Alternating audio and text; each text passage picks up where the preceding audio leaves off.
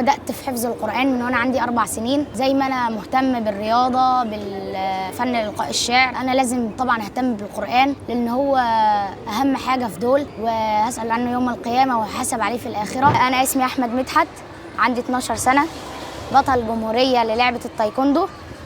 حصلت على المركز الثاني على الجمهورية في البومزة، والحمد لله عندي ميداليات كتير جدا في التايكوندو سواء كروجي أو بومزة.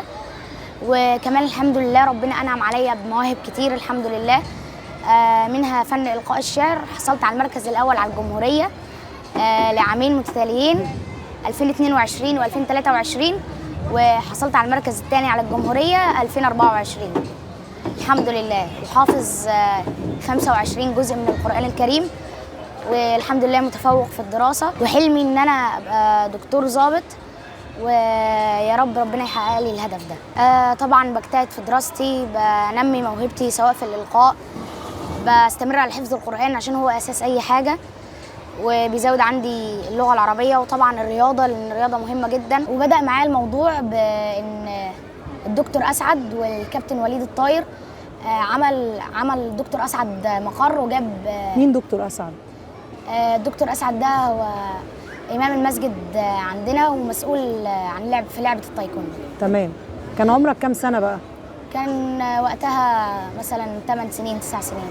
بدأت بقى حبيت اللعبة من هنا؟ حبيت اللعبة من هنا، وجاب الكابتن العظيم كابتن وليد الطاير طبعا ساعدني جدا وحببني في اللعبة جدا، ومن هنا بقى ابتدأ مشواري في لعبة التايكوندو. في إلقاء الشعر ابتدى الحمد لله بفضل ماما، تعبت معايا جدا وهي اللي بدأت معايا الموضوع، والحمد لله حققت مراكز كتيرة جدا على الجمهورية والحمد لله. احنا شرجوة ولسه حدانا، حب وطيبة وخير وتفاني.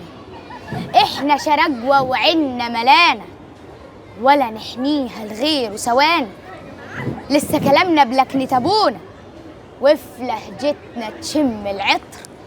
لسه كرمنا زي ما هو، جربوا فيهم تعطلوا بالقطر. لسه الجل والطبلية والنملية ولسه الفاس. لسه بنزرع طيبة في ضرن، والقلب بنفرشه إحساس.